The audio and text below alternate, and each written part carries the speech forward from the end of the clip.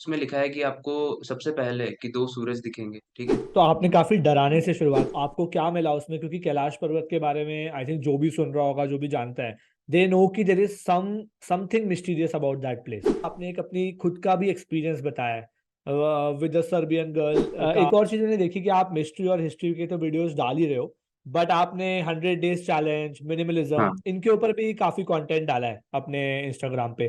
तो yes. Minimalism से कैसे अट्रैक्ट हुए आप? और ये जो 100 डे प्रोडक्टिविटी चैलेंज है, एफिशिएंसी चैलेंज है, इस टाइप की चीजें कैसे करनी स्टार्ट किया आपने? ये जो सबसे पहले मैं ये 100 डेज चैलेंज की बात करता हूँ, ठीक है? जैसे मैंने आपको स्टार्टिंग में बताया ना, मैं फिटनेस इंडस्ट्री में था पहले। उसके बाद मैंने उसको लेफ्ट किया, बट वो नॉलेज एक तो है ना कि जो आपका इंटरेस्ट रहता है वो कहीं ना कहीं दिमाग में तो रहता ही है आपके। तो ये सारी चीजें मैं करने के साथ साथ ना अपने फिटनेस पे बड़ा ध्यान रखता हूँ। बट मैं ये सोचता हूँ कि मेरी जो ऑडियंस मेरे से कनेक्टेड है, मैं किस तरीके से ऐसा करूँ कि अपने कंटेंट के इंटरेस्ट के साथ साथ मैं उनकी हेल्थ को भी कंबाइन कर पाऊँ। तो आजकल आपने देखा होगा अंकित बयानपुरिया और उसके अलावा भी बहुत सारे ऐसे क्रिएटर आ गए जो चैलेंजेस लेके अपने कंटेंट को क्रिएट कर रहे हैं सीरीज वाइज। तो मैंने सोचा एक इनिशिएटिव लेते हैं जिसमें आप भागवत गीता भी रखोगे, आप अपनी बेसिक रूटीन्स भी रखोगे, और एजुकेशन के साथ साथ अपने आप पे फोकस करने का भी कुछ चैलेंज रखोगे। ऐसा मैंने एक चैलेंज बनाया जिसमें अगर मैं ब्रीफ बताऊं तो स्टार्टिंग मैंने की थी उसमें बेड मेकिंग से, अगर आपने देखा हो उस चैलेंज को तो। अब बेड मेकिंग जिसको नहीं पता है मैं बता दूं, मतलब नॉर्मल चीज़ है, कोई बड़ी चीज़ नहीं है। आप सुबह उठ के जो अपना बेड है उसको साफ करके और फिर जब एकदम सेट करते हैं उसको बेड मेकिंग कहते हैं। और मैं आर्मी बैकग्राउंड से आता हूँ, मेरे फादर आर्मी में थे। और मानिक शॉ एक बड़े जनरल थे आर्मी के। उन्होंने कहा था कि मतलब जो इंसान शुरुआत मतलब जिस इंसान को डिसिप्लिन अपनी लाइफ में क्रिएट करना है, उसको शुरुआत ही करनी चाहिए बेड बनाने से, क्योंकि ये एक सेल्फ ऑफ अकॉम्प्लिशमेंट देता है आपको। और जब आप घर वापस आते हो ना तो आपको दिखता है एक काम तो मैंने किया है भाई, बेड आपको जब सही दिखता है। तो ये 100 डेज चैलेंज से मेरा सिंपल मोटो था कि लाइफ में लोग जो कर रहे हैं वो करते रहें, बट उसके साथ साथ थोड़े पॉजिटिव चेंज लाएं, क्योंकि जब आपको फील होता है ना कि आप कुछ अच्छा कर रहे हो अपने शरीर के लिए, अपने माइंड के लिए, अपनी बॉडी के लिए और लोगों के लिए, तो आपको एक कंप्लीट फीलिंग आती है कि हाँ चलो आज का दिन सही है। तो मेरा मोटो यही था। Okay, great. ठीक है, सो मैं थोड़ी सी बात बीच बीच में करूंगा आपसे मिनिमलिज्म के बारे में भी और एफिशिएंसी हैबिट फॉर्मेशन के बारे में भी, क्योंकि वो भी एक आपका काफी अच्छा टॉपिक्स है जो मैंने देखे हैं इंस्टाग्राम पे। बट हम बीच बीच में ज्यादा बात करेंगे आज वाले पॉडकास्ट में ऑन मिस्ट्री, क्योंकि बहुत सारे वीडियो जैसे आपने बताया आपने कवर किए हैं, और मैं इंट्रीग उन्हीं वीडियोस को देख के शुरू में हुआ जब मैंने आपकी देखी। तो चलिए, सबसे पहले जो आपका एक ब्रॉड निश है वहीं से स्टार्ट करते हैं। तो आपने हिस्ट्री के काफी सारे वीडियोस बनाए हैं, combining mystery with history, right? तो यस। अगर आप फॉर द ऑडियंस कोई भी एक जो आपको सबसे इंटरेस्टिंग आपकी एलिमेंट लगाओ, या आपको एक टॉपिक लगाओ जो आपको मिला हो कंबाइनिंग हिस्ट्री एंड मिस्ट्री, उसके बारे में अगर आप थोड़ा सा बता पाओ। अब देखो, वैसे तो मेरा सबसे मैं उसी टॉपिक की बात करता हूँ जो मेरे मेरे हिसाब से ऑडियंस को भी काफी पसंद आया है, ठीक है? और अभी भी आपका जो ये पॉडकास्ट बहुत लोग देख रहे हैं, अगर इस टॉपिक के बारे में रिसर्च करेंगे तो वैसे ही उनका माइंड जो है ना एकदम हिल जाएगा। तो सबसे पहले मैं बात करूंगा भविष्य मालिका की, ठीक है? भविष्य मालिका आजकल तो बहुत सारे लोग जान गए हैं इसके बारे में, बट उस वक्त जब मैंने बनाया था तो एक दो क्रिएटर्स ने ही उस वक्त रील्स बनाई थी, ठीक है? और ये इतना फैसिनेटिंग है अगर आप इसके बारे में जानोगे। भविष्य मल्लिका एक बुक है जो 5000 साल पहले लिखी गई, ठीक है? उसमें उड़ीसा के कुछ महान लोग थे, उन्होंने लिखी थी, ठीक है? उस वक्त के। और ऐसा कहा जाता है कि उन्होंने भगवान के साथ कोई कनेक्शन बनाया और भगवान ने उनको ये भविष्यवाणी दी, और उन्होंने वो रोट डाउन की बेल के पत्तों पे। वो बेल के पत्ते आज तक सही हैं, और उसकी फिर सेवरल कॉपीज बनाई गई है मॉडर्न तरीके से। बट उसमें जो लिखा है, उसमें लिखा है कि आपको सबसे पहले कि 2 सूरज दिखेंगे, ठीक है? अभी मैं सीरीज वाइज बताता हूँ, फिर मैं बताता हूँ हुआ है कि नहीं हुआ है, ठीक है? 2 सूरज दिखेंगे, उड़ीसा में प्रलय आएगा, ठीक है?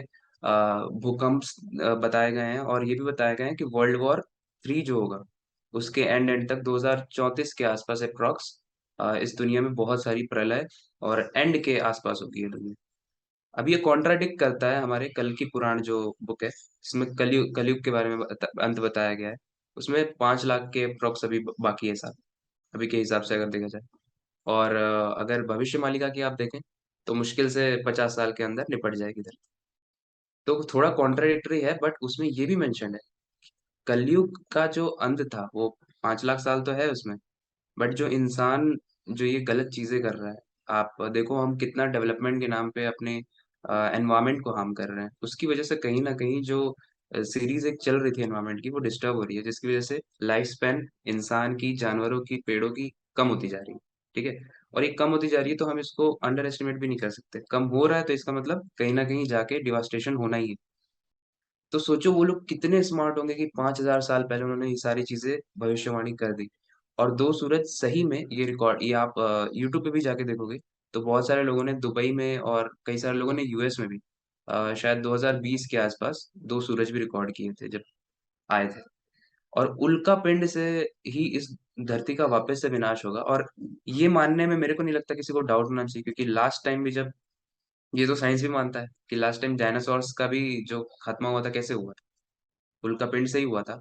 और उल्कापिंड जब, और आप देखिएगा अभी रिसेंटली एक न्यूज आई थी जिसमें नासा के साइंटिस्ट प्रिपेयर कर रहे हैं 2034 के आसपास। मतलब सारी चीजें जब ये रिलेट कर रही है, मैं खुद भी बहुत शॉक्ड हूँ कि मैंने जो रील बनाई है वो तो मैंने बुक के बेसिस पे बनाई, बट एक्चुअली मैं ये रिलेट कर पा रहा हूँ मैं कि ये न्यूज आ रही है आज।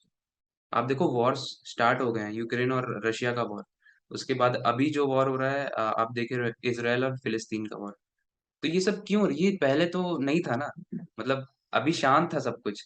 फिर कहीं ना कहीं मुझे ऐसा लगता है कि ये भगवान है, नेचर है, या फिर ये जो भविष्यवाणी की जो इकोसिस्टम है, वो हमें कहीं ना कहीं बताना चाह रहा है कि भाई तुम सुधर जाओ, तुम इंसानों सुधर जाओ, नहीं तो फिर जो लिखा है वो तो होना ही है। तो मुझे ऐसा लगता है कि कितना फैसिनेटिंग फैक्ट है ये कि आपने पूरी कहीं रजिस्टर करके रखा हुआ है कि जो जो चीजें होनी है और वो हो रही हैं। और नासा वाला जो मैं आपको बता रहा था उसमें मैंने न्यूज, द तत्व एक इंस्टाग्राम चैनल है, अगर आप कोई किसी को रेलेवेंस चाहिए तो मैंने बता दिया, द तत्व पे जाके आप देखना इंस्टाग्राम पे। वहां पे उन्होंने मेंशन भी किया था कि नासा ऐसा रिसर्च कर रहे हैं कि 2034 में जो एस्ट्रॉयड गिरने वाला है अर्थ पे, उसको किस तरीके से डाइवर्ट करें। फ्यूचर में भी कई बार डाइवर्ट किया गया है, बट इस बार वाला जो एस्ट्रॉयड है वो लगभग एक बड़ी सी कंट्री के बराबर है। और एक छोटा भी पत्थर जब कहीं गिरता है ना, एज अ इतनी पावर से, तो बहुत बड़ा क्रिएटर क्रिएट होता है, बहुत बड़ा गड्ढा। और जब एक देश के बराबर उल्कापिंड इस धरती पे गिरेगा तो अंत तो होगा। हम्म। तो आप उल्का पिंड बार बार बोल रहे हो, आई थिंक बहुत सारे लोगों को नहीं पता होगा उल्का पिंड क्या है, तो पहले आप ये बता दो कि उल्का पिंड है क्या। देखो उल्कापिंड मैं साइंटिफिक और जो आध्यात्मिक है दोनों तरीके से बताता हूँ, अच्छे से समझ में आ जाएगा। साइंटिफिकली बोला जाता है ना कि जो पत्थर हैं, जो स्टोन्स हैं, जो हमारे यूनिवर्स में तैर रहे हैं, ठीक है, वो हो सकता है किसी किसी प्लेनेट का पार्ट हो, टूट के गिरे हो। बिग बैंग थ्योरी एक आपने सुनी होगी, ऑडियंस ने भी सुनी होगी।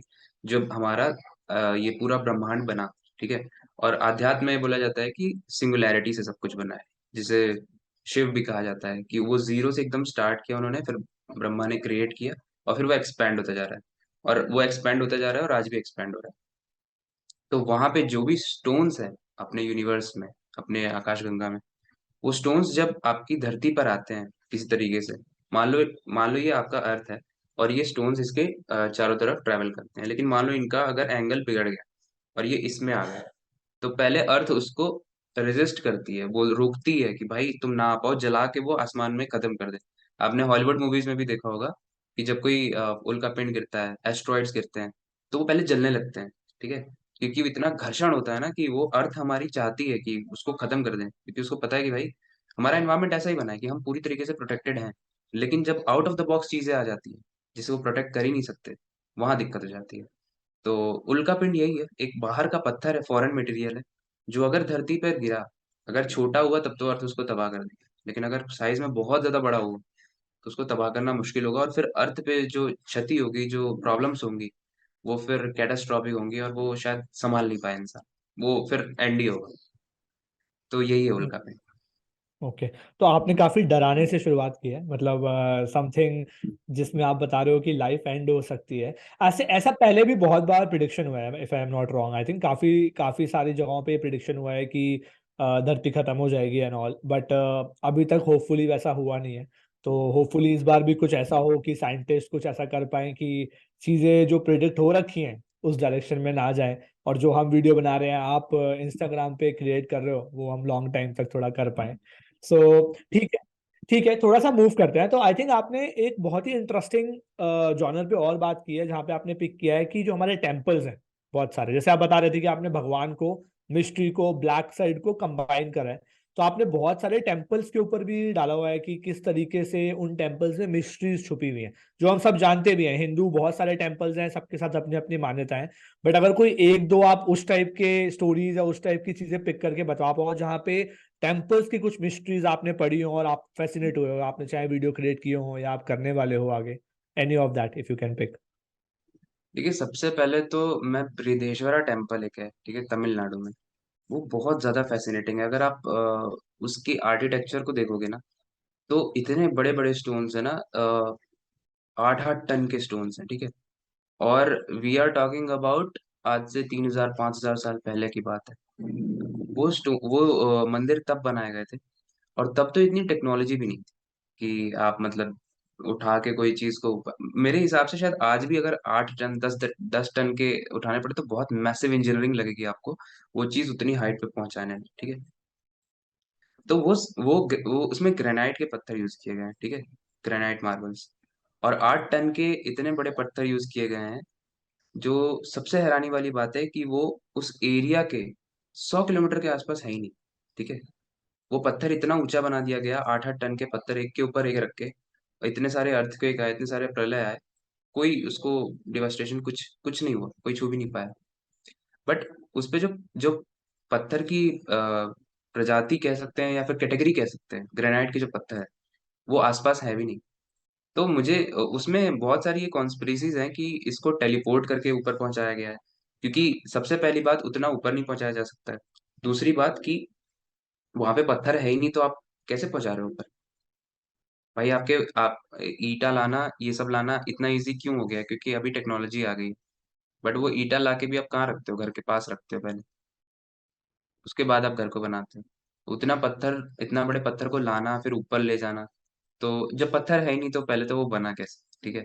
और इतना पुराना अगर ढांचा है तो वो अभी तक क्यों नहीं टूटा है? मतलब कितनी फैसिनेटिंग इंजीनियरिंग है हमारी पुराने सभ्यताओं की। दूसरा मैं बताऊंगा जगन्नाथ टेम्पल के बारे में, जिसके बारे में तो बहुत बहुत लोग जानते हैं। तो उसकी सबसे इंटरेस्टिंग मिस्ट्री मेरे को तो ये लगी ना कि सबसे शुरुआत में उसमें खाना जो बनता है, जितने भी लोगों को खाना मिलता है उसमें, आज तक कभी भी खत्म नहीं हुआ है, ठीक है। और एक एक दाना वेस्ट या एक दाना एक्स्ट्रा ये भी नहीं हुआ है। मतलब कितने एग्जैक्ट कैलकुलेशन है कि जो इंसान भी नहीं कर सकता, वो उस टेम्पल में होता है। मुझे नहीं पता कि ये कैलकुलेशन है या फिर भगवान की कोई माया है, या फिर एग्जैक्टली में सच में कोई मिस्ट्री है जिसे आज तक कोई एक्सप्लेन नहीं कर पाया। अच्छा चलो ये अगर छोड़ दे, तो खाने में मिस्ट्री है, अब खाना बनाने में भी मिस्ट्री है। मिट्टियों के बर्तन पे खाने बनते हैं, और मिट्टियों के बर्तन पे मान लो 3 बर्तन आपके एक के ऊपर एक रखे हैं। तो खाना टेक्निकली इसमें पकना चाहिए पहले, आग सबसे लग रही नीचे है वाले इसमें। में। हम्म। खाना वहां पे पकता है सबसे ऊपर वाले, सबसे ऊपर वाले बर्तन में सबसे पहले पकता है। और बहुत सारे साइंटिस्ट ने ट्राई किया, बट कुछ चीजें होती है ना जिसे आप एक्सप्लेन कर ही नहीं सकते। मुझे ऐसा लगता है कि आई आई रिस्पेक्ट साइंस अलॉट, क्योंकि मैं भी एक साइंस का स्टूडेंट हूँ, और वो हमारे दिमाग और इंसानियत को डेवलप करने में बहुत हेल्प करती है। बट मुझे ऐसा लगता है कि आध्यात्म, स्पिरिचुअलिटी और ये जो डार्क साइड है या ये जो लाइट साइड है, ये एक ऐसे लेवल पे बैठे हुए हैं जहाँ से वो साइंस को बहुत नीचे दिखते हैं। वहां पे अभी पहुंचने तक उसको मेजर बोलते हैं ना कि कुछ चीजों को आप मेजर नहीं कर सकते, क्योंकि आपके पास स्केल नहीं है, ठीक है। तो मुझे ऐसा लगता है कि आध्यात्म, स्पिरिचुअलिटी, मिस्ट्री, हॉरर, ये सारी चीजें जो है ना, जो हवे में हमको दिखती हैं, जिसका कोई ग्राउंड रियलिटी दिखता नहीं है, वो इसलिए नहीं दिखता है क्योंकि मे बी हमारे पास कोई ऐसा स्केल ही नहीं है जिसको हम मेजर कर पाए। ये थोड़ा सा लॉजिक मुझे लगता है कि हो सकता है। इसलिए कहीं ना कहीं मैं इन सब चीजों पे बहुत बिलीव करता हूँ, और मिस्ट्री मुझे लगता है होती हैं चीजें जिसे हम एक्सप्लेन सच में नहीं कर सकते। तो ये दोनों टेम्पल्स मुझे बहुत ज्यादा फैसिनेटिंग लगे। आपने इसी से रिलेटेड एक, ऑल्दो टेम्पल नहीं बट आपने एक वीडियो बनाया है जिसमें आपने कैलाश पर्वत की बात की है। वहाँ पे आपने यति की बात की है, आपने उसके बारे में बताया। अगर आप थोड़ा सा उसके बारे में भी बताओ कि when you were researching about it, तो आपको क्या मिला उसमें? क्योंकि कैलाश पर्वत के बारे में आई थिंक जो भी सुन रहा होगा, जो भी जानता है, दे नो कि there is something mysterious about that place. वहां पर जो भी जाता है, बहुत लोगों ने बहुत बार बहुत सारी ऐसी चीजें देखी हैं जो और किसी को नहीं दिखती। मतलब मैं खुद ऐसे लोगों को जानता हूँ जिनको मैं बहुत ट्रस्ट करता हूँ, जिन्होंने अपने फर्स्ट हैंड एक्सपीरियंसेस मुझे कुछ ऐसे बताए हैं जो सुन के मुझे लगता है कि ये कैसे सच हो सकता है। बट अगर आप बताओ, क्योंकि आपने उस पर वीडियो बनाया है, तो what did you find about Kailash पर्वत जो आपको थोड़ा इंटरेस्टिंग लगा या थोड़ा मिस्टीरियस लगा? कैलाश पर्वत इटसेल्फ इज अ मिस्ट्री। उसके ऊपर आई बिलीव शायद मैं अगर सीरीज स्टार्ट करूँ तो 1000+ की सीरीज होगी, इतना ज्यादा उसमें नॉलेज मिस्ट्री भरी हुई है। तो शुरुआत करते हैं। कैलाश पर्वत की ना सबसे सबसे क्रीपी बोल दें या फिर डेंजरस बात बोल दें, मैंने जितने भी पॉडकास्ट सुने हैं या जितने भी रिसर्चेस, मेरे रिसर्च के थ्रू पॉडकास्ट है ना, टेस्टिमोनियल्स या फिर जो भी चीजें आई हैं जो लोगों ने खुद बताई हैं, उसमें बताया है कि दे रियली एक्सपीरियंस एजिंग जब वो वहां पे जाते हैं। अगर ये पर्वत है, आप इसके पास भी जा रहे हो ना, तो जैसे अगर आप यहाँ पे हो और ये पर्वत है, ठीक है, आप इसके इतने दूर हो, इसकी जैसे जैसे आप पास जाओगे ना, आपकी एजिंग होने लगेगी। और एजिंग आप कैसे पता करोगे कि हो रही है? आपके नाखून बहुत तेजी से बढ़ने लगेंगे। शायद आपके अगर ये 30 दिन में इतने इतने बढ़ते हैं, तो वो 3 सेकंड में इतने बढ़ जाएंगे। इतनी फास्ट एजिंग होती है वहाँ पे। उसके बाद आपके बाल बढ़ने लगेंगे, आपकी जो फेस की स्ट्रक्चर है वो एजिंग के हिसाब से जो चेंज होता है वो होने लगेगा। और ये मैं नहीं कह रहा हूँ, ये बहुत अच्छे और अच्छे विद्वान लोगों ने कहा है, जो साइंटिस्ट से होकर स्पिरिचुअल गुरु से होकर जो भी वहां पे गए हैं, वो सब के सब ये मानते हैं कि एजिंग वहां पे होती है। दूसरी चीज ये है कि कैलाश पर्वत एक ऐसी चीज है ना जो बहुत पवित्र मानी जाती है, हिंदू सभ्यता में भी और तिब्बतन सभ्यता में भी, और आई बिलीव शायद चाइना के भी कुछ बुद्ध लोग उसको मानते हैं, और जैन का तो है ही, तीर्थंकर्स का भी वहां पे कुछ है। तो ऐसा माना जाता है कि आज तक कोई उस पर चढ़ नहीं पाया। Nobody is able to climb that mountain. मतलब आप सोचो कितना फैसिनेटिंग है। 8848 मीटर्स की, मतलब लगभग 8 किलोमीटर ऊपर सीधाई में माउंट एवरेस्ट है आपका, जिसपे आप चढ़ गए। इंसानियत। और आज तो पिकनिक स्पॉट की तरह हो गया, अगर आप माउंट एवरेस्ट देखो तो। बेस कैंप पे तो लोग ऐसे ही चले जाते हैं, और जो अच्छे खासे फिट है उनके लिए तो सारे इक्विपमेंट्स है, आप ऊपर चले जाते हो। बट माउंट कैलाश पे नहीं, क्योंकि बोला जाता है कि बहुत सारे हमारे फॉरेन साइंटिस्ट है जिन्होंने ट्राई किया उस पे क्लाइम करने का, बट उनको बहुत सारी हॉरिफिक, जिसमें से मुझे दो जो याद है, एडम करके कोई थे, उन्होंने ऐसा बताया था कि जब वो 50 मीटर से ऊपर चढ़े थे ना कैलाश की, इतनी तेज आंधी आने लगी ना, जो उन्होंने, वो बहुत अच्छे माउंटेनर है, मतलब दुनिया के हाईएस्ट माउंटेन्स पे वो चढ़ चुके हैं, जिसमें से माउंट एवरेस्ट भी था। तो उन्होंने सोचा कि ये सारी जो बातें हैं ना, ये सब ऐसी झूठी होंगी, ऐसे बताने के लिए, डराने के लिए। तो उन्होंने चढ़ना चाहा बट वो नहीं चढ़ पाए। उनको ये एजिंग वाला एक तो फील होने लगा। और हम इंसान है ना, हम हमारे साथ जब हम कितने भी ब्रेव हैं, बट एक्चुअल में जब हमारे साथ चीजें हैपन होती है ना, तो हम कहीं ना कहीं डर जाते हैं कि भाई चलो शो, इतना भी हमको ब्रेव नहीं बनना है कि जान ही चली जाए। तो वो वापस आ गया वो बंदा, और दो तीन तो शायद मतलब वहीं पे मर भी गए, निपट गए वहीं पे, उसको प्रूव करने के चक्कर में कि हाँ हम प्रूव कर लेंगे, नहीं प्रूव कर पाए। तो अब वो ऐसी जगह है जो पवित्र तो है ही, और पवित्रता के साथ तो कोई खिलवाड़ करेगा नहीं, बट फिर भी अगर कोई रिसर्च बहुत ज्यादा ही उस परमिशन लेके जाता भी है, नहीं पहुंच पाता है कैलाश में। और जो आपने यति की बात कही, यही मैंने जो आपको पवित्रता से बताया, ऐसा माना जाता है कि एक तो हमारे शिव भगवान है वहां पे विराजमान है, जो वहां पे तपस्या करते रहते हैं, कैलाश के ऊपर ही शिव और पार्वती जी वहां पे हैं। दूसरी चीजें ये है कि जो मैंने आपको बताया, तीर्थंकर्स का भी है वो जैन धर्म में, और टिबेटन के लिए भी बहुत वो ज्यादा स्पिरिचुअल और डिवाइन प्लेस है। तो ऐसा माना जाता है कि एक आपका क्रिएचर है, यति जिसको कहते हैं, और यति एक माइथोलॉजिकल क्रिएचर है जो उसको प्रोटेक्ट करता है कैलाश को, ठीक है। ऐसा माना जाता है कि जो भी वहां पे जाता है ना, अगर सोचता है कि वो कैलाश चढ़ेगा, तो या तो वहां का सराउंडिंग उसे रोक देता है, और अगर वो सराउंडिंग, बोलते हैं ना स्टेजेस होते हैं हर डेंजर के, तो पहले आपका एनवायरनमेंट रोकेगा, ठीक है, आपने वो पार कर लिया, फिर आप बहुत ही ज्यादा इतने आध्यात्मिक स्ट्रांग हो, तो आपको यति फिर रोकने आएंगे। और वो भी कोई क्रिएचर हो सकता है, जैसे हम शिव भगवान के नंदी बोलते हैं, हो सकता है उसी टाइप का कुछ उन्होंने बनाया, हो सकता है नंदी का ही कोई रूप हो, या किसी और धर्म ग्रंथ में कुछ और भी लिखा हो सकता है। बट बेसिक इसका जो मतलब है ना, कि you will not be able to climb mount Kailash, क्योंकि वो यति आपको रोकेगा, और वो बहुत खूंखार क्रिएचर है जो चीर फाड़ करके आपको खत्म कर देता है, आप बचते नहीं हो। मैंने मैंने ऐसा भी सुना है कि मतलब जो मैं आपको बता रहा था कि मैं किन्हीं को जिनको जानता हूँ वो उन्होंने वहां पे जाने का जैसे ट्राई किया है, वो अध्यात्म में ही है मतलब। तो वो बताते हैं कि वहां पर कुछ गुफाएं हैं वहां पे प्रेजेंट, और उन गुफाओं में भी पहुंचना बहुत मुश्किल है, बट वो जब उन्होंने उन गुफाओं में देखा है तो वहां पर एक्चुअली कुछ लोग हैं जो कि जैसे हम बोलते हैं कि शिव जी कैलाश के बिल्कुल ऊपर बैठे हुए हैं और वहां पर वो तपस्या कर रहे हैं, तो वो बताते हैं कि ये जो लोग हैं वो उन गुफाओं में भी तपस्या कर रहे हैं, कैलाश में भी।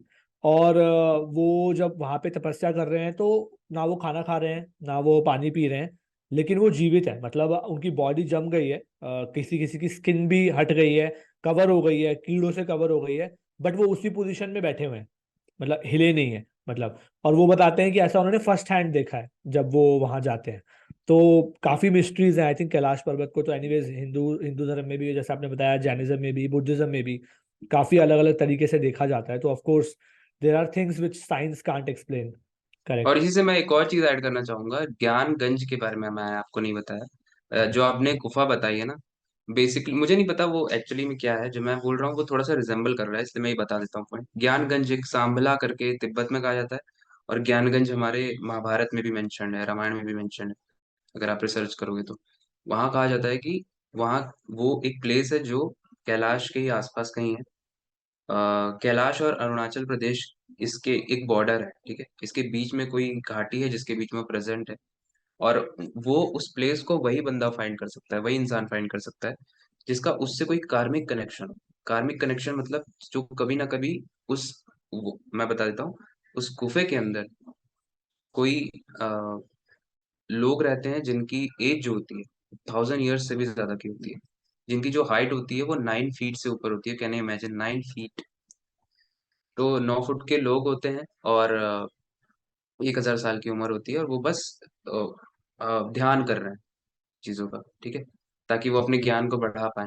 और ऐसा कहा जाता है कि वो एक डोर जो है वो केव के अंदर है, जो दो दुनिया को बांटती है, हमारी मॉडर्न वर्ल्ड इस साइड, और हम और वो लोग जो स्पिरिचुअलिटी में एकदम एक्सेल हासिल कर चुके हैं, जिनके पास सुपर पावर्स हैं। डॉक्टर स्ट्रेंज, एवेंजर्स, ये सब को आप देखते हो, शायद वो इनसे भी ज्यादा पावरफुल है, जो अपने माइंड से बहुत सारी चीजों को कंट्रोल कर सकते हैं। उसके बीच में ना एक केव है, और उस केव के अंदर वो दरवाजा बंद है फॉर दिस कलयुग।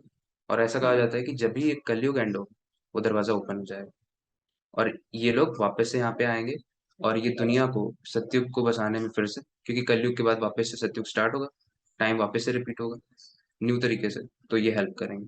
बट क्योंकि आप जानते हो इंसान जहां भी जाता है, मतलब हॉलीवुड मूवीज में भी दिखाया है कि हर स्पीशीज अपने आप को बचाने में लगी रहती है आज के मॉडर्न इंसान से, क्योंकि अगर वो एंटर करेगा, करप्ट कर देगा उसको, स्टडी करने के चक्कर में, उसकी पावर्स देने के चक्कर में।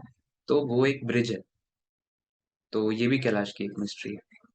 ओके। तो क्योंकि हम अभी स्पिरिचुअल साइड पे, भगवान की साइड पे बात कर रहे हैं, तो दो ऐसी मैंने आपकी कुछ वीडियोस देखे हैं, ऑल्दो वो मिस्ट्री से इतने रिलेटेड नहीं है, बट माइथोलॉजी से रिलेटेड है। आपने जहाँ पे गीता की, महाभारत की बात की है, तो थोड़ा सा टॉपिक को चेंज करते हुए, अगर आप, क्योंकि आपने वो वीडियोस डाले, आई एम श्योर आपने रिसर्च की होगी उसके बारे में, you would know something about it. And plus मैं काफ़ी बड़ा फैन हूँ गीता का, मतलब मैंने कुछ दिन पहले एक पॉडकास्ट भी किया था इस्कॉन के एक मतलब इस्कॉन से एक आए थे, उन्होंने काफी ज्यादा गीता के बारे में बात की। आपके हिसाब से, जब आपने रिसर्च करी अबाउट गीता या रामायण महाभारत, जो भी हमारे ऐसे, ऑब्वियसली महाभारत और गीता आपस में लिंक्ड हैं, बट जो भी हमारे हिंदू धर्म में मानी हुई चीजें हैं, क्या आपको कुछ ऐसे लर्निंग्स या कुछ ऐसा पढ़ने को मिला जो आपको बहुत इंटरेस्टिंग लगा? If you can share something about that as well. देखिए, जो मैंने आपको 100 डेज चैलेंज स्टार्टिंग में हमने बताया था, उसमें मैंने एक बुक रीडिंग भी मैंने डाली हुई है आपको। 5 पेज मिनिमम कोई बुक रीडिंग करनी है, जिससे आप अपनी सेल्फ हेल्प कर पाओ। और सेल्फ हेल्प मेरे को ऐसा लगता है कि जो हमारी भागवत गीता है, अगर किसी को भी अपनी बुक की जर्नी स्टार्ट करनी है, मैं भी बुक रीडर नहीं हूँ, मैं कोई वो नहीं हूँ कि बुक किताबी कीड़ा हूँ। मुझे बुक पढ़ना, सच बताऊँ, बिल्कुल पसंद नहीं है। मतलब if I want to read a book, तो मैं उसका पॉडकास्ट जरूर सुन लूंगा, या फिर उसका क्या बोलते हैं, ऑडियो बुक बोलते हैं आजकल, वो सुन लूंगा मैं हिंदी इंग्लिश में। बट मैं बुक नहीं रीड कर पाता। बट इस 100 डेज चैलेंज में मैंने सोचा कि दो लोगों को तो दे रहा हूँ, मैं भी अपने लिए क्या करूँ। तो मैंने उस बुक, मतलब कोई भी बुक मैंने उसमें बोला, तो मैंने गीता को इंक्लूड कर लिया। मैंने बोला चलो रखी है, तो इस बार खत्म करते हैं इसको पढ़ के अच्छे से, हो सकता है बहुत सारी चेंजेस आ जाएं माइंड में, लाइफ में। मैंने शुरुआत की, और अभी लगभग मैंने उसमें 150 पेजेस पढ़ लिए हैं, और आज भी मतलब कंटिन्यू ही है वो। जिस दिन खत्म होगी शायद उस पर भी एक दूसरी वीडियोस बनाऊं। उसमें मैंने सबसे पहले मेरी जो लर्निंग है ना कि जो भगवान कृष्ण है, वो गीता में ना कुछ ऐसी बातें नहीं है जो आपको आपकी प्रॉब्लम्स को स्पेशली सॉल्व करेंगी, वो एक फिलॉसफी है, ठीक है। उससे तो पहले तो बहुत लोग समझ नहीं पाएंगे उसमें जो कहा गया है चीजों को। उसके ना मैंने ऐसा देखा है कि बहुत सारे ऐसे मतलब हैं उसमें जिसमें दो मतलब निकलते हैं उसके। जैसे भगवान एक स्टेटमेंट में कहते हैं कि आप सारे धर्मों का त्याग करके मेरे धर्म को अपना लो, मेरी शरण में आ जाओ, और मैं आपकी सारी प्रॉब्लम सॉल्व कर दूंगा। अब धर्म से लोग बहुत लोग समझ जाएंगे कि भाई इस्लाम को छोड़ के क्या हिंदू में आने के लिए कह रहे हैं, क्या जैन को छोड़ के हिंदू में आने के लिए कह रहे हैं। नहीं, वो कह रहे हैं कि आपकी जितनी भी मतलब जो नेगेटिविटी आपने अपना रखी है ना, वो छोड़ के मेरे पैरों पे मतलब कृष्ण बोलो, शिव बोलो, कोई भी बोलो। हिंदुइज्म हिंदुइज्म की यही तो मतलब खास बात है ना कि आप अपने हिसाब से उसको मॉडिफाई करके अपनी लाइफ को जी सकते हो। हमारे धर्म में कोई भी ऐसी मैंडेट्स नहीं है कि आपको ऐसा ही सोचना है, एक ही तरीके से सोचना है। और यही हमारे धर्म को खास बनाता है, हिंदुइज्म को खास बनाता है। तो Gita is all about philosophy, जिसको पढ़ने के बाद वो जो चीजें लिखी गई ना महाभारत के समय, गीता पढ़ने के लिए आज की डेट में लोग क्यों इतना बोल रहे हैं, क्योंकि जिसने भी पढ़ी है वो ये जानता है कि बहुत सारी प्रॉब्लम के सोल्यूशन अगर नहीं निकलेंगे तो उस प्रॉब्लम को सहने की ताकत आप में आ जाएगी। ठीक है। और शायद आपके में ताकत आ जाएगी, जब आपके अंदर ताकत रहती है उस प्रॉब्लम को झेलने की, तभी आप सोल्यूशन ओरिएंटेड माइंडसेट से सोच पाते हो। जब आपके पास, देखो जब माउंटेन चढ़ना होता है ना तो दो तरीके के लोग होते हैं। एक होते हैं जो बोलेंगे अरे यार इतना बड़ा माउंटेन है नहीं चढ़े। दूसरे बोलते हैं कि भाई पहला कदम तो रखो। ठीक है। तो पहला कदम जो रखो वाले माइंडसेट वाले लोग होते हैं, वो थोड़े से स्ट्रॉन्ग माइंडसेट वाले माने जाते हैं। हो सकता है वो ना चढ़ पाए, जरूरी नहीं है कि वो चढ़ ही जाएगा, बट उसने वो एक्सपीरियंस किया जो नहीं चढ़ने वाले ने एक्सपीरियंस नहीं किया, और शायद वो चढ़ भी जाए। मतलब बोलते हैं ना, जब आप शुरुआत करोगे तभी तो आप जीतोगे या हारोगे, शुरुआत ही नहीं करोगे तो कैसे हारोगे। तो गीता में वो सारी चीजें हैं जो आजकल के मोटिवेशनल स्पीकर्स यूज करते हैं, वो वही यूज कर रहे हैं, लोगों को पता नहीं है, वही अंग्रेजी में बोल के इंग्लिश में ट्रांसलेट करके उसको बोलते हैं। बहुत फैसिनेटिंग लगता है हमको सुन के। बट ट्रस्ट मी, जो भी ये पॉडकास्ट देख रहा है, आई विल सजेस्ट कि आप गीता के बस आप 50 पेजेस पढ़ लो। 50 पेजेस के बाद आप नहीं छोड़ पाओगे उसको जब तक आप खत्म नहीं करोगे। क्योंकि शुरू में मैंने भी एक दो पेज करके बंद कर दिया। मैं जेन्युइनली बता रहा हूँ, मैंने बंद कर दिया, क्योंकि जो इंसान बुक रीड नहीं करता है ना, उसके लिए चाहे वो स्पिरिचुअल बुक हो, चाहे कितनी भी इंटरेस्टिंग बुक हो, वो रीड नहीं कर पाएगा। 10 पेज की भी बुक होगी ना, आप खत्म नहीं कर पाओगे, क्योंकि रीडिंग आपके लिए माउंटेन है। बट आप गीता अगर पढ़ोगे ना तो आपका दो चीजें अच्छी होंगी। एक तो आपकी लाइफ के सोचने की क्षमता जो है बढ़ जाएगी, आप बहुत सारे ब्रांचेस से सोच पाओगे अगर आप एक तरीके से सोचते थे तो। दूसरी चीज है, आपकी बुक रीडिंग की हैबिट एक बन जाएगी। हो सकता है कि, और आप ये जानते हो कि इलॉन मस्क से लेकर टाटा, बिरला, अंबानी सब बुक रीड करते हैं। बुक्स। हम्म। तो ये आपकी दो अच्छी हैबिट्स बन जाएंगी। तो मेरे लिए तो गीता यही है। अभी जब मैं इसको खत्म करूंगा तो हो सकता है मैं और भी चीजें, और अगर हमारा नेक्स्ट पॉडकास्ट होता है तो मैं वहां भी अपनी लर्निंग्स जरूर शेयर करूंगा। आपको एक चीज में मतलब although you are the guest, I don't have to add much, but फिर भी मैं आपको एक बात बताता हूँ। तो गीता मैंने ऑलरेडी पढ़ रखी है बहुत साल पहले, और दोबारा भी पढ़ रखी है, और फिर सुन भी रखी है बेसिकली। मेरा मेरी जो लर्निंग है गीता से, अपार्ट फ्रॉम जो आप बोल रहे हैं, of course it gives you power, आपको बहुत सारे ब्रांचेस कनेक्ट करने को का मौका देती है, विच इज ट्रू। बट मुझे ऐसा लगता है, which is true with I think हर चीज जो हिंदू माइथोलॉजी में एग्जिस्ट करती है, ये ना बहुत मेटामॉर्फिक है। मतलब कहने का ये है कि ऑल्दो आप महाभारत के बारे में पढ़ रहे हो, आप युद्ध के बारे में पढ़ रहे हो, ऑल्दो आप एक क्वेश्चन आंसर देख रहे हो जहां पर वो बता रहे हैं युधिष्ठिर को कि क्या करना है क्या नहीं करना है, धर्म की कर्म की बात करें। But actually look at everything ना, और आप उसको अपनी लाइफ से रिलेट करो, वो आप तब शायद कर लेंगे जब आप पूरी पढ़ लेंगे एक बार, आई एम श्योर। तो क्या होता है कि when you are able to read it through, तो आपको ऐसा रियलाइज होगा कि हर एक चीज जो वहां किसी और कॉन्टेक्स्ट में बताई गई थी, वो मेरी लाइफ में किसी और कॉन्टेक्स्ट में फिक्स हो रही है, एवरीथिंग एग्जैक्टली। बेसिकली। सो जब मैंने भी वो फर्स्ट टाइम पढ़ी, तो मैं अपनी लाइफ में कुछ प्रॉब्लम से निकल रहा था। मतलब this was way back in 2013, 10 साल पहले। तो मैंने ऐसा रियलाइज किया कि मेरी प्रॉब्लम और गीता गीता में जो प्रॉब्लम की बात की गई है, सिचुएशन की बात की गई है, वो रिलेटेड तो बिल्कुल भी नहीं है। लेकिन जब मैं उसे पढ़ रहा हूं तो मैं अपनी प्रॉब्लम को सॉल्व कर पा रहा हूँ, या सोच पा रहा हूँ कि सही करने का क्या तरीका है उसको, जो एग्जैक्टली हाँ। बहुत ब्यूटीफुल है। That's why I think everyone who reads it can relate to it. जब वो एक बार उसको, जैसे आपने बताया ना, आप जैसी 50-60 पेज पढ़ेंगे, उसके बाद आपको लगने लग जाएगा ना कि यार इसमें तो शायद मेरी लाइफ की प्रॉब्लम ही सॉल्व हाँ, हो रही है धीरे धीरे। आपको लगेगा आप ही एंड अर्जुन हो। करेक्ट करेक्ट, हम्म। बिल्कुल सही बात है। ग्रेट। तो ठीक है, थोड़ा सा before I move on to ghosts and dark side, जिसके बारे में of course I want to know as well, but वापस से थोड़ा सा प्रोडक्टिविटी के ऊपर, फिटनेस के ऊपर आते हैं। तो हमने एक कॉन्सेप्ट, एक वर्ड यूज किया था, मिनिमलिज्म, जो बहुत सारे लोगों को पता भी होगा कि क्या होता है। But just for you to tell me, क्योंकि मुझे ऐसा लगता है कि जिस टाइप की चीजें आप कर रहे हो, 100 डे चैलेंज भी कर रहे हो, पढ़ भी रहे हो, प्लस बाकी इतनी सारी चीजें भी, 9 to 5 जॉब कर रहे हो, आई एम श्योर आप उस कॉन्सेप्ट से काफी रिलेट करते हो। तो अगर आप थोड़ा सा लोगों को मिनिमलिज्म के बारे में बताओ, and why do you feel कि people should take up to that concept, या उनको जुड़ना चाहिए इस कॉन्सेप्ट के साथ। फर्स्ट ऑफ ऑल मिनिमलिज्म मेरे हिसाब से बहुत मॉडिफाइड वर्जन है इसके, ठीक है। सब लोग अपना अपना एक वर्जन बनाते हैं। मैंने भी अपना एक वर्जन बना रखा है, तो मैं उसको एक्सप्लेन करता हूँ, ठीक है। मिनिमलिज्म तो पहले तो ये है कि आप जो ये मटेरियलिस्टिक वर्ल्ड है आजकल, सब लोग मतलब everybody is trying to earn and then spend. मतलब जो कमाया वो फिर उसको दुनिया को सिर्फ दिखाने के लिए आपने काफी सारी चीजें परचेज कर ली। बट मिनिमलिज्म सिर्फ यही नहीं है, मिनिमलिज्म इसके अलावा भी है कि आप अपने माइंड को किन किन चीजों में ऑक्यूपाइड रखते हो, ठीक है। आप रील स्क्रॉल करते हो ना जब, तो आपका कॉन्शियस माइंड मेरे हिसाब से सो जाता है, सब कॉन्शियस माइंड जाग जाता है, तो आपको पता भी नहीं है आप कब कितनी बार थंब को स्वाइप करते हो, रील्स को स्वाइप करते हो, और उसमें इतना टाइम चला जाता है जो आपको पता भी नहीं चलता है। फिर आपको ना, आपने देखा होगा आजकल, मैंने फेस किया है, तो मुझे लगता है जब आप एक इंसान फेस करता है तो मल्टीपल लोग फेस करते हैं। मैंने ये पहले फेस किया है, अभी तो ये कंट्रोल में 100 डेज चैलेंज में।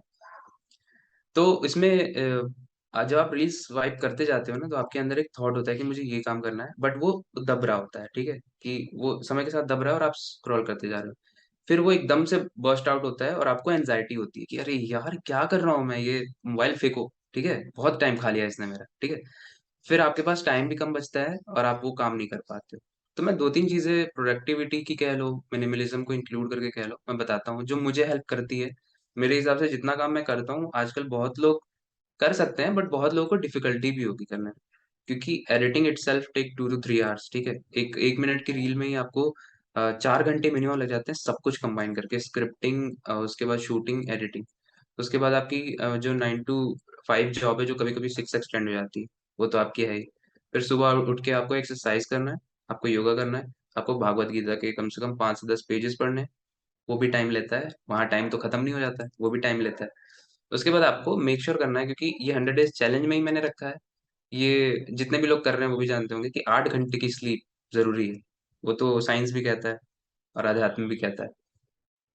तो मैंने इसका मिक्सचर इसीलिए बनाया हुआ है। और मैं ना मैक्सिमम, मैंने लगभग, आप बिलीव नहीं करोगे, मैंने 2 साल से कोई कपड़ा नहीं खरीदा है, ठीक है, जितना 2 साल पहले कपड़ा था। क्योंकि मैंने जब ये स्टार्ट करना मतलब ये शुरू किया अपना क्रिएशन का जर्नी, मेरे पास एक तो टाइम भी नहीं था, और तभी मैं इंट्रोड्यूस हुआ मिनिमलिज्म वाले कॉन्सेप्ट से। मिनिमलिज्म है कि बेसिक आप जो जरूरी है वो करो, सिंपल, और इसको ज्यादा डिफिकल्ट नहीं बनाते हैं। मिनिमलिज्म सिंपल है कि जो जरूरी है वो करो, जो जरूरी नहीं है वो मत करो। आपको नई नई टी शर्ट्स रोज खरीदना जरूरी नहीं है मेरे हिसाब से। आपको एक अपग्रेडेबिलिटी, एक आजकल नई डिजीज आ गई, कि आपके पास अगर iPhone 12 है और iPhone 15 लॉन्च हो गया है, तो आपको चाहिए। 15 नहीं भी चाहिए तो 14 तो चाहिए भाई, क्योंकि 12 बहुत पुराना हो गया। आपके पास एंड्रॉयड है तो आप उस पे अपग्रेड करोगे, आईफोन है तो उस पे। मेरे हिसाब से अपग्रेडेबिलिटी का जो डिजीज है ना, हर इंसान को साइकोलॉजिकली बहुत इफेक्ट करता है। आप ज्यादा पैसे कमाने के लिए पागल रहते हो, आप ज्यादा घूमने के लिए पागल रहते हो, क्योंकि आप देख रहे हो सोशल मीडिया पे सब ट्रैवल कर रहे हैं, और आज तो ऐसा लगता है कि जब से रील आई है तो लोग ज्यादा ही ट्रैवल करने लगे। ऐसा नहीं है, जो ट्रैवल करता था वो पहले भी करता था, it just that they were not able to show you. अभी वो शो कर रहे हैं क्योंकि उनसे उनको स्पॉन्सर्स आ रहे हैं, अर्निंग आ रही है। आप उनको देख के मत करो सब कुछ। आप देखो कि आपके पास आपकी लाइफ में आपको करना क्या है। दूसरी चीज है कि जो ये शेड्यूल की थोड़ी बात कर लेते हैं, ठीक है। ये तो हो गई मटेरियलिस्टिक चीजों पे ना जाना, क्योंकि ऑब्वियसली इसमें आपका टाइम भी स्पेंड होता है, आपका मनी भी स्पेंड होता है, और एट द एंड जो रह जाता है वो आपका पीस ऑफ माइंड पूरा खा जाता है, ठीक है। फिर आपको ईएमआई भरनी है, फिर आपको ईएमआई नहीं भी भरनी है तो आपको दूसरी चीजें खरीदनी है। एक चीज खरीदने के बाद स्टॉप थोड़ी हो जाता है कोई इंसान, नहीं ना। दूसरी चीज मैं शेड्यूल की अपनी जो बात करूंगा, जो मुझे हेल्प करता है, वो ये सबसे पहला, कि आप कोशिश करो कि, मैं नहीं कह रहा हूँ यार 4 बजे उठ जाओ, it is not possible in these days, क्योंकि मैं भी मतलब इस फील्ड में काम करता हूँ, तो मुझे एक्सटेंड करना पड़ता है अपनी पूरे शेड्यूल को मिला के, 11-12 बज जाते हैं आराम से। बट अगर हम 12 बजे भी सोते हैं, हम 8 बजे तो उठ सकते हैं ना, 8 घंटे की नींद तो हो गई। किसी का शेड्यूल होगा नाइट शिफ्ट का, किसी का डे शिफ्ट का, किसी का उस तरीके, तो एडजस्ट कर लो उस हिसाब से। 8 घंटे की आप नींद लो, उठ जाओ उसके बाद, और सबसे पहले फ्रेश फ्रेश होके आप एक्सरसाइज करो सबसे पहले। उसके बाद एक पेज लो, उस पे आप लिख लो कि क्या करना है आपको। कई कई बार क्या होता है ना कि आपने शेड्यूल तो बनाया हुआ है कि आपको ये करना है, और आपने बस हवा में बनाया हुआ है उसका शेड्यूल। जैसे ईशान, आपने सोचा था कि ये पॉडकास्ट करना है अविनाश के साथ, तो ये आपने डॉक्यूमेंट किया ना इसको। आपने उसी वक्त मेरा कैलेंडर ब्लॉक कर दिया और आपने बोला कि भाई ये वाला दिन है, ये वाला समय है, और इस समय से इस समय हमको पॉडकास्ट करना है। फिर उसमें भी आपने मेहनत की होगी कि भाई क्या क्या मुझे प्रिपेयर करना है, कैसे कैसे बात करनी है। तो ये सारा डॉक्यूमेंटेशन एक हुआ, और इसमें आपकी मेहनत लगी, और तभी ये अच्छे से एग्जीक्यूट हुआ। राइट, अभी ये कंप्लीट हो रहा है पॉडकास्ट। तो इसी एग्जाम्पल के जरिए कोई भी देखने वाला ये समझे कि जब आप शुरुआत करोगे दिन की, जब आप उसको लिख लोगे कि मैं 8 बजे उठाऊं, 8 से लेकर 9 तक मुझे, 8 से 8:30 मुझे फ्रेश होना है, 8:30 से मुझे नहाने के बाद फिर वर्कआउट करना है, 9 बजे तक वर्कआउट करना है, 30-40 मिनट वर्कआउट करना है, उसके बाद मुझे बुक रीडिंग करनी है। कितने टाइम, कितने से कितने बजे तक करना है आपको, ये बहुत जरूरी है रोज लिखना। क्योंकि अगर आप जिस दिन भी स्किप करोगे ना, आपको पता नहीं चलेगा आपका कौन सा वाला घंटा कहाँ घंटे में निकल गया, और आप कुछ नहीं कर पाओगे। और इसी वजह से आज की डेट में एनजाइटी, डिप्रेशन और बहुत सारी चीजें हो रही हैं, क्योंकि आप स्ट्रक्चर्ड नहीं है चीजें। लोग करेक्ट। बस जो आ रहा है वो कर ले रहे हैं, बट जो करना था वो नहीं कर पाए। आपका शेड्यूल आज का कुछ और था, आपने कर दिया जो परसों करना था, और परसों जो करना था वो क्यों नहीं किया, क्योंकि उस दिन भी आपका कोई शेड्यूल नहीं था। It is very important to make a schedule whenever you wake up in the morning. आप लिख लो और वो सामने चिपका दो आप। मेरा जो टेबल है जहाँ पे मैं अपना ऑफिस का काम करता हूँ, उसके सामने चिपका रहता है कि मुझे क्या क्या करना है, कितने बजे करना है। जब घर आता हूँ तो मैं देखता हूँ कि अच्छा ठीक है अब घर आ गया। बहुत टायर्ड होता है इंसान, बस्ता रख के सीधे फिर बेड दिखता है। बट उसी उसी उसी वक्त अगर आप सब, मैं तो एक एक सजेस्ट करता हूँ ईशान, आपको भी चीज सजेस्ट करता हूँ, अगर आपने ये एक्सपीरियंस किया हो, कभी भी आपकी लाइफ में कोई भी प्रॉब्लम हो ना, आपके इमोशनल प्रॉब्लम्स हो, आपके फाइनेंशियल प्रॉब्लम्स हो, आपके मतलब किसी भी तरीके के प्रॉब्लम माइंड में से रिलेटेड, आप नहा लो, बाथिंग कर लो आप देखोगे कि एक एनर्जी आ जाएगी आपके अंदर सोचने की। ठीक है, लोग बस लेट जाते हैं, सो जाते हैं, और फिर वो सोचते हैं कि सब खत्म हो जाएगा। नहीं, उसको उससे लड़ना है यार। वो अगले दिन फिर तो वही सिचुएशन, थोड़ी सपना थोड़ी था, ये तो ये है सिचुएशन है। तो उसको चेंज कैसे करना है ना, मैंने ये फेस किया है अपनी लाइफ में कि मैं जब भी बहुत ज्यादा प्रॉब्लम से भी होता हूँ ना, माइंड से रिलेटेड भी, मैं पहले सबसे पहले तो नहा लेता हूँ, फिर मुझे बहुत फ्रेश फील होता है। उसके बाद मैं वापस से लिखना स्टार्ट करता हूँ कि अब मुझे क्या करना है बताओ। मुझे पता नहीं क्यों लगता है कि माइंड रीसेट हो जाता है जब आप नहाते हो, बात करते हो। हॉट शावर, कोल्ड शावर, मुझे नहीं पता किससे क्या फर्क पड़ता है, मैं तो ठंडे पानी से ही नहाता हूँ। बट मेरे लिए ये काम करता है। कुछ लोग और ट्राई करें और बताएं फिर कमेंट्स में कि उनके लिए काम करता है। बट हाँ, डॉक्यूमेंटेशन इज वेरी इंपॉर्टेंट। अगर आपको नहीं पता होगा कि आप कितने बजे कब क्या करने वाले हो, तो आप कुछ भी कर पाओगे, कुछ और ही कर लोगे। ओके, तो मेन आप रोज प्रायोरिटी, डॉक्यूमेंट करते हो? मैं रोज डॉक्यूमेंट करता हूँ। मेरी इतनी मोटी बुक बंद हो चुकी है, और एक दूसरी दूसरी नोटबुक लेके आया हूँ, उसमें वापस से शुरू कर रहा हूँ। Okay. क्योंकि मैंने एक चीज नोट किया, आई थिंक प्रोबेबली ये मेरे लिए भी वर्क करेगा काफी। मैंने नोट किया है कि so I have also lot of things to do. अपना ऑफिस भी करना है, काम भी करना है, सैटरडे संडेज में भी वो करना है, पॉडकास्ट भी करना है, वीडियो भी रिकॉर्ड करना है, और भी मतलब कुछ कुछ चीजें कर रहा हूँ मैं, तो सब कुछ चलता रहता है साथ में। मैंने नोट किया है कि अगर मैं एक कैलेंडर पे बना के उसको छोड़ देता हूँ, राइट। अब जैसे ये पॉडकास्ट है तो ऑफ कोर्स मुझे यहाँ आना है क्योंकि आप सामने हो, राइट। अभी अगर मैं कितना भी कोई भी दिक्कत चल रही है मेरी लाइफ में, मैं फिर भी यहाँ आऊंगा क्योंकि आपको कमिट किया हुआ है मैंने। बट अपने आप को जो आपकी कमिटमेंट होती है, जो आपके खुद के कैलेंडर पे होती है, उसको ब्रेक करना बहुत आसान होता है। क्योंकि आपने वो कमिटमेंट करी है आज रात को 9 बजे बैठ के अगले 15 दिन के लिए, 15 दिन का आपका कैलेंडर बना हुआ है। तो मुझे ऐसा लगता है कि वो बहुत बार ब्रेक होता है कैलेंडर।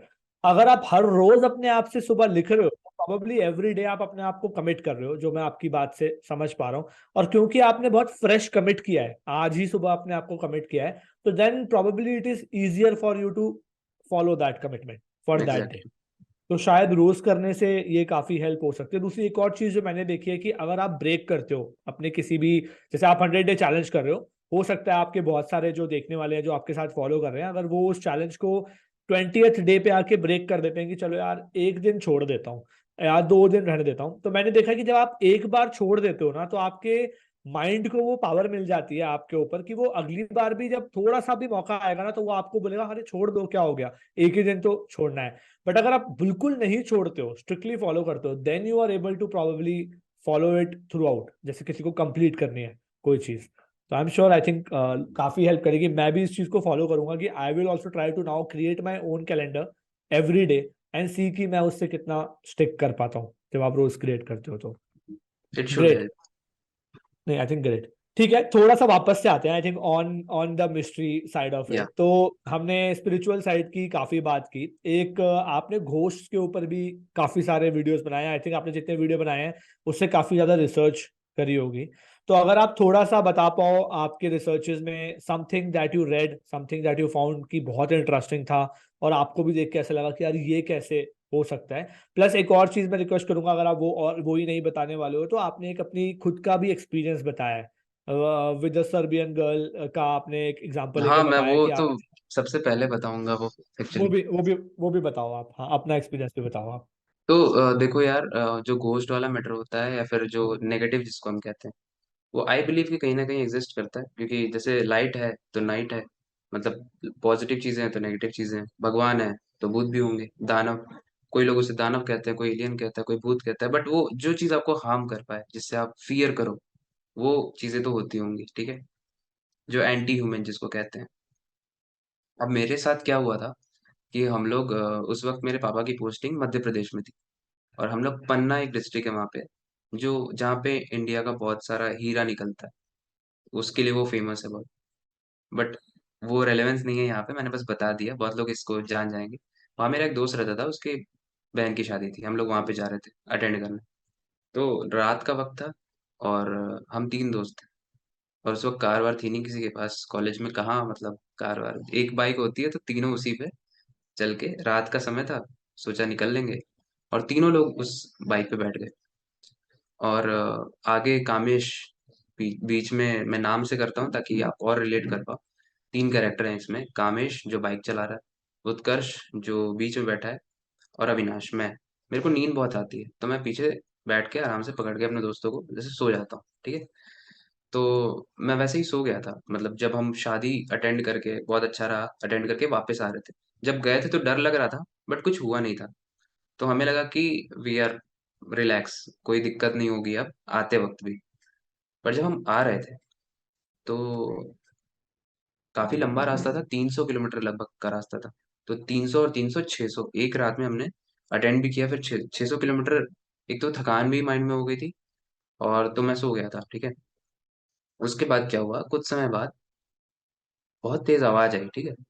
तो जानवरों की आवाज थी, तो मैं उठ गया, मेरे को लगा कुछ सही में कुछ हो तो नहीं गया, तो उस वक्त कुछ नहीं था, जानवरों की आवाज थी, बट उठ गया। अब क्या था कि तीनों उठे हुए हैं, कामेश, उत्कर्ष और अविनाश तीनों उठे हुए हैं। थोड़ी देर में हम जब, टूल बहुत दूर था, हमने मैप में देखा था, तो टूल जो नेक्स्ट स्टेट का था वो बहुत दूर था, और वो लगभग 150 किलोमीटर बाकी था। हम सोचा टॉल आएगा तो वहाँ पे कई बार ना चाय वाय वाले या फिर वो लगे रहते हैं रात में, तो वहाँ पे थोड़ा सा रिलैक्स कर लेंगे। तो अभी हम उठ गए थे बढ़िया से। थोड़ी देर बाद क्या हुआ, एक दूर से व्हाइट चीज दिखी हमको, ठीक है। पहले तो भयंकर तरीके से, मतलब झकझोर गए थे हम सब लोग कि अब क्या करें भाई, कुछ दिख रहा है और पास आता जा रहा है, ठीक है। और ऊपर से कुछ दिख नहीं रहा है, मतलब अगर मैं बताऊं तो काफी हॉरिफिक वो स्टेज थी, कि एक औरत थी जो साड़ी में थी, ऐसा आप इमेजिन करो, जिसके पैर दिख रहे हैं बट सर नहीं दिख रहा उसका, ठीक है, दूर से। और जैसे जैसे हम पास गए, मतलब अगर वो इतनी दूर है, हम इतने दूर हैं, तो हम पास जा रहे हैं, उसके पास जा रहे हैं, पास जा रहे हैं, वो गायब, उस वक्त गायब हो गई, ठीक है। और ये एकदम क्लियरली हमको दिख रहा है, और थोड़ा सा क्लियरली ये दिख रहा है कि सर नहीं है उसका, और अनक्लियर ये दिख रहा है कि उसने एग्जैक्टली ड्रेस क्या पहनी है, ठीक है। एक तो रात का भी माहौल था, और जो बाइक की लाइट होती है वो सामने होती है, तो जब वो साइड में आई, एक तो वैनिश हो गई, और डर लगने लगा कि कहाँ गई। तो पीछे फ्लैश लाइट जला के, वो दूर तो जाती नहीं है फ्लैश लाइट उतनी, मैं ऐसे बैठा हूँ, ठीक है। और थोड़ी देर बाद जब फ्लैश लाइट वापस से मैंने हटाई ना, मुझे प्रेजेंस फील हुई किसी के पीछे, और अभी भी मेरे रोंगटे खड़े हो गए हैं, मुझे वो रिमेम्बर फिर से हो रहा है। तो पीछे ना वो लड़की वापस से थी, वो लगभग इतने डिस्टेंस पे थी, एक हाथ के डिस्टेंस पे, और वो खड़ी थी, और उसका सर नहीं था। और इतनी तेज हमने फर्स्ट गियर पे रखा के और भगाई ना गाड़ी, कि उस वक्त हमको लगा कि बहुत चीजें हो सकती थी, जैसे पैनिक में शायद। अब मुझे नहीं पता कि वो क्या था, वो हमारी थकान थी, वो हमारी जर्नी में सच में कुछ था, वो कोई मिस्ट्री थी, कोई डराने की कोशिश कर रहा था, बहुत कुछ हो सकता है। सुनने वाले बहुत सारी चीजें बोलेंगे, बट आई बिलीव अगर चीजें होती हैं तो हो सकता है दिखती भी हो, है ना। और मैं तो बस भगवान का इतना शुक्र करता हूँ कि पैनिक में हमने कुछ उल्टी पुल्टी हरकतें नहीं की जो हॉरर मूवीज में होता है, कि भाई रो किसको डंडा मारते हैं, या रो किसको देखते हैं भगवान का नाम लेके, या फिर बहुत पैनिक में बहुत तेज भगाया तो गाड़ी ऐसे ऐसे हो गई। हम सेफली गए, एक आगे मंदिर था, हमने टोल पे नहीं रुका, हम मंदिर पे जाके रुके, और रात हमने वहीं पे स्पेंड की। और वहाँ पे जो पुजारी थे उनको बताया, तो उन्होंने बताया ये सब चीजें नॉर्मल है यहाँ पे, क्योंकि ये जंगल ऐसा है, तो यहाँ पे दो तीन चीजें होती रहती है। एक तो नक्सलियों का अटैक होता रहता है, और एक होता रहता है ये हॉरर चीजें, क्योंकि वहीं आसपास कहीं कब्रिस्तान भी था।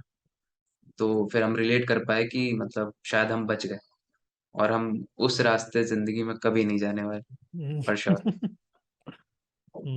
काफी काफी इंटरेस्टिंग है। आई थिंक जो महसूस करता है, जो देखता है, पूरा विश्वास तो वो ही कर सकता है। बाकी जिसने कभी नहीं देखा उसको लगता है कि पता नहीं उसके लिए तो कैसे हवा है चीज हाँ। हो सकती है। मैं मतलब एक एक आपने एलियंस के बारे में भी बात की है एक जगह पे, जहाँ पे आपने बताया है कि हमारे शायद रामायण में नहीं, महाभारत में कहीं पे या रामायण में कहीं पे आपने बताया कि कुछ एलियंस का भी जिक्र आता है। आपने, आई एम श्योर आप मिस्ट्री पे आपका कंटेंट है, तो आपने कभी ना कभी इसके बारे में पढ़ने की भी कोशिश की होगी। क्या आपको कभी एलियंस के बारे में कुछ इंटरेस्टिंग पढ़ने को मिला, या did you find anything interesting about aliens? हाँ मतलब देखिए, एलियंस एक ऐसा चीज है, जैसे वो सेम चीज है, कंट्रोवर्शियल है वो भी, मतलब क्योंकि वही है ग्राउंड लेवल पे जिसके प्रूफ नहीं मिलते हैं, जिसको मेजर नहीं कर पाता है इंसान, उसको, उसकी दो टाइप की जनता होती है, एक पूरा मानती है और एक जो पूरा नहीं मानती है उसको। तो इसमें भी ये दोनों जनताएं बटी बटी हुई हैं। मैं कहीं ना कहीं इसके बीच में एग्जिस्ट करता हूँ, जब मुझे चीजें मिल जाती हैं तो मैं बिलीव कर लेता हूँ, जब नहीं मिलती तो मैं रिसर्च करता हूँ, मिल जाती है तब बिलीव करता हूँ। अभी भी आपने रिसेंटली देखा होगा ना कि यूएस के किसी अच्छे खासे रेपुटेड पोस्ट पे आर्मी के कोई वो थे, आर्मी या शायद नेवी के, उन्होंने कॉन्फ्रेंस में बताया था कि we have found non human debris, जो प्लेन से मिले उनको, फॉरेन प्लेन था वो। और अगर वो इतने बड़े मंच पे आके अगर कमिट कर रहे हैं, मेरे हिसाब से अगर कुछ चीजें तो होंगी यार जो मतलब कर रहे हैं। बहुत लोग बोलते हैं कि वो अपनी सिक्योरिटी पर्पस से लोगों को डाइवर्ट करने के लिए बोलते हैं, बट मेरे हिसाब से ये चीजें शायद होती हो, क्योंकि अगर आप महाभारत में भी महाभारत नहीं, रामायण में अगर आप देखोगे, तो निवात कवच के जीवों की बात की गई जो पानी से आए थे, ठीक है, जो एलियंस थे। उस वक्त बहुत इजी था ये सब, कि मतलब आप कोई कोई भूलोक से है, कोई पाताल लोक से है, कोई स्वर्ग लोक से है, बट वहाँ पे निवात कवच जो थे उनका, जो अगर आप रिप्रेजेंटेशन देखो, अगर आप वेबसाइट पे सर्च करोगे गूगल पे, तो वो एलियन से रिजेम्बल करता है। और वो इतने पावरफुल थे जो रावण को भी हरा सकते थे। और उनको आई बिलीव एक स्टोरी है महाभारत में जहाँ पे अर्जुन ने उनको परास्त किया था, निवात कवच को, ठीक है। अच्छा। तो एंशियंट टाइम में भी एलियंस के बारे में बताया गया है। एलियंस क्या है जो ह्यूमन नहीं है ना। ऐसे अगर आप सोचोगे तो बिलीव करना इजी हो जाएगा। अगर आप सोचोगे कि करेक्ट। एलियन ऐसे हैं जिसके बड़े से मुंह हैं, बड़ी बड़ी आंखें हैं, तो वो लगता है कि यार ये तो पॉसिबल नहीं है उतना। तो एलियंस होते होंगे मुझे लगता है।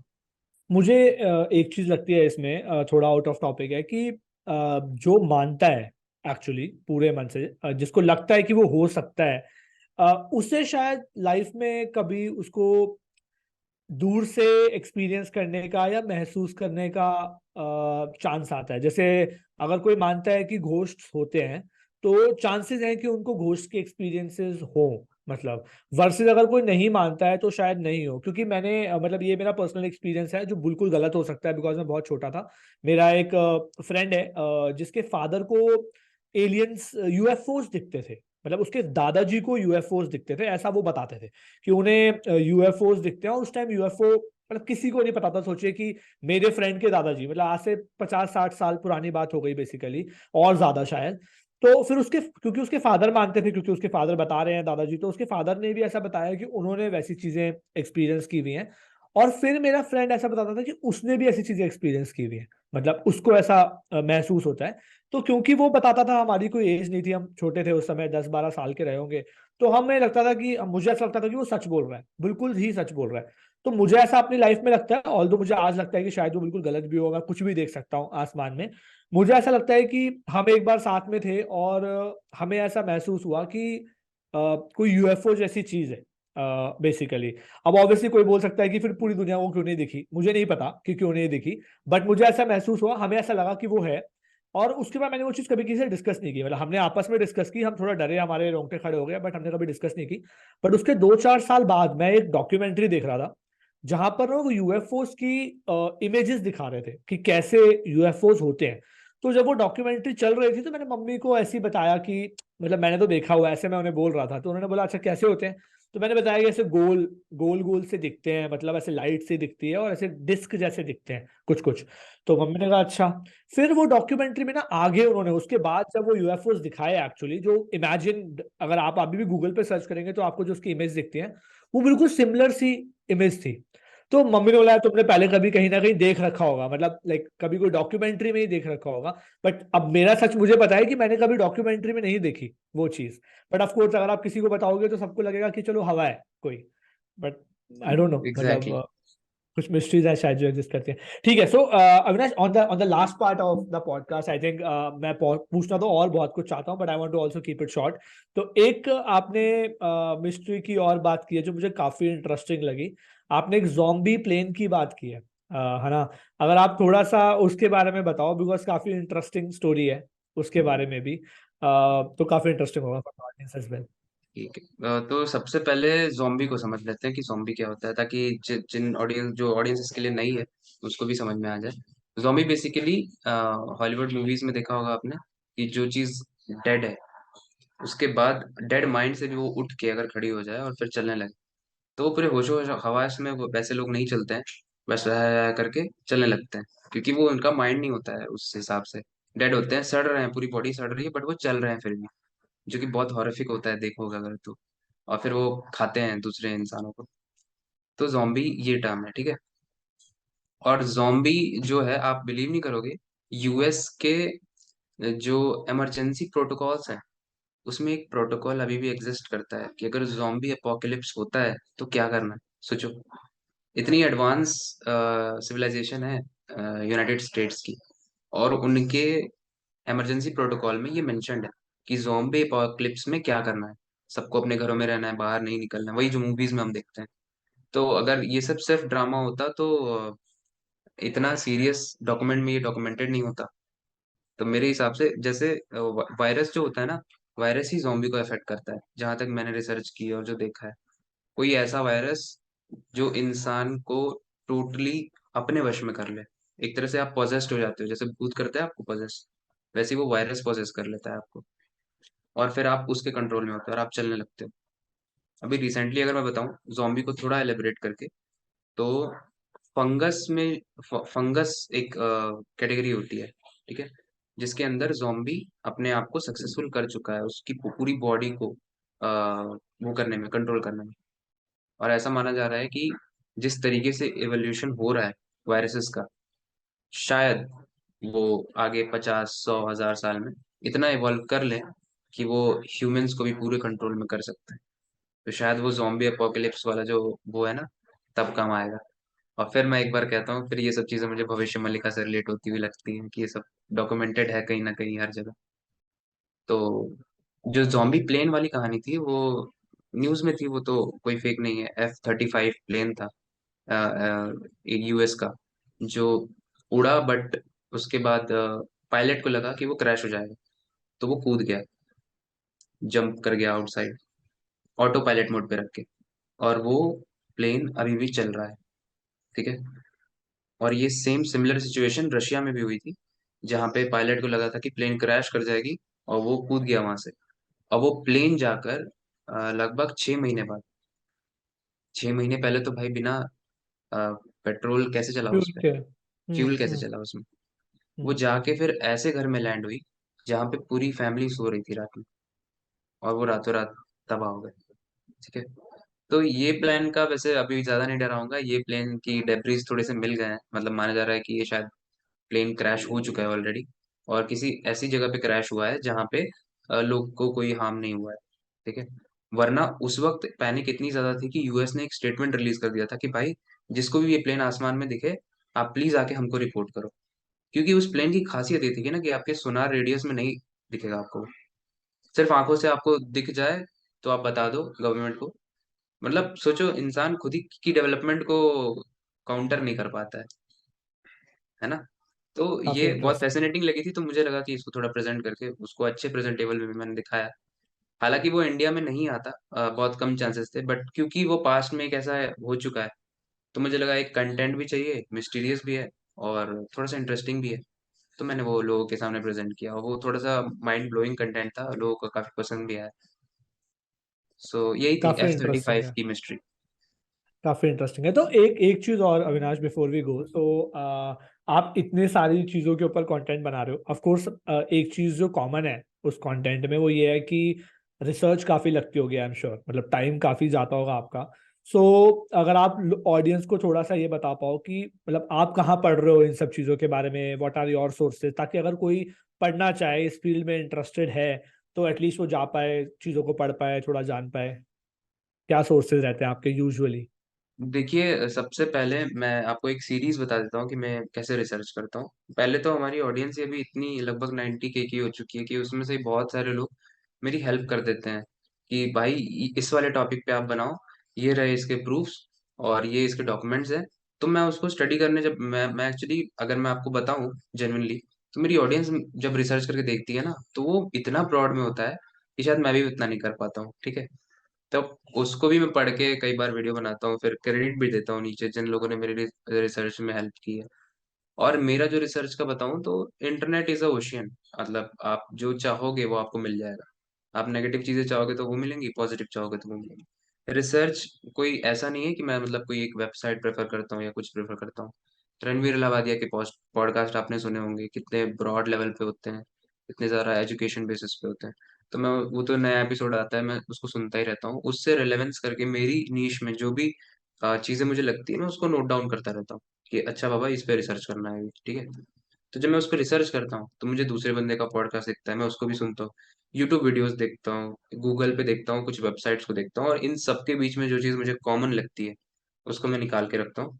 फिर वो जो चीज़ें मुझे मिली हैं उसको मैं अपनी स्क्रिप्ट में या किस तरीके से इंटरेस्टिंग वे में इंक्लूड करूँ, वो मैं करता हूँ। तो ऐसा कोई वो नहीं है, मतलब आज की डेट में कंटेंट क्रिएशन क्रिएटर बनना, शुरुआत करना इजी है, उसको कंटिन्यू रखना मुश्किल है।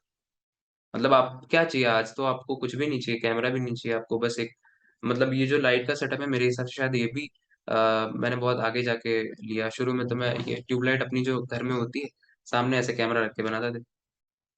तो शुरुआत तो ऐसी चाहिए, अगर आपके कंटेंट में वैल्यू है, वो वैल्यू जरूरी नहीं कि आप किसी को एजुकेट कर रहे हो या एंटरटेन कर रहे हो, वो किसी भी तरीके की वैल्यू हो सकती है, वो इंटरेस्ट की वैल्यू हो सकती है।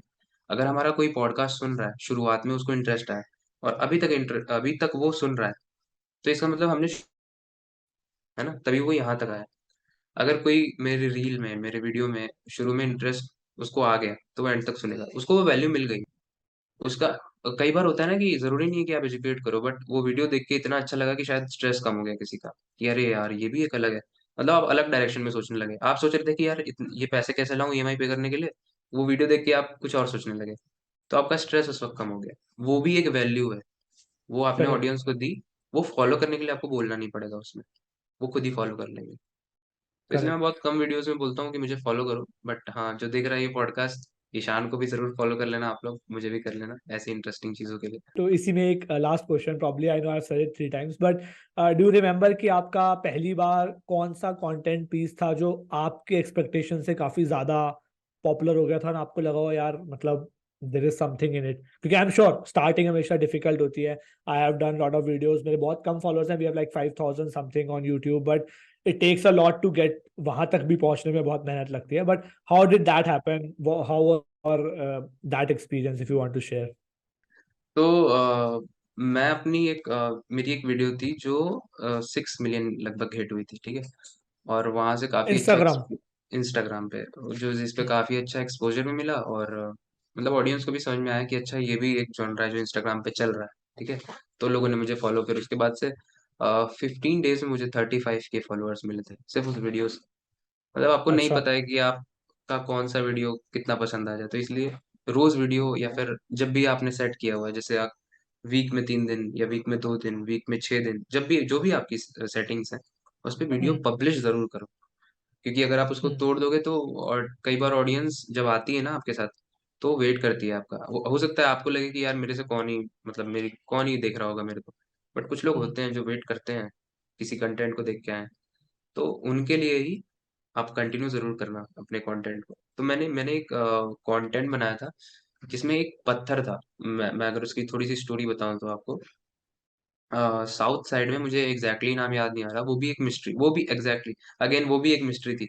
मिस्ट्री लोगों को इतनी ज्यादा पसंद आती है ना, जो रिवील नहीं हो पाई है, कि लोग उसकी, एक्चुअली मेरे मुझे ऐसा लगता है कि लोगों को मिस्ट्री इसलिए पसंद आती है क्योंकि उसका कोई आंसर नहीं है, और वो खुद के बेसिस पे फिर रिसर्च करते हैं, क्यूरियोसिटी जनरेट होती है, और फिर वो और रिसर्च करते हैं, और फिर उनको और ब्रांचेस मिलती हैं उसकी।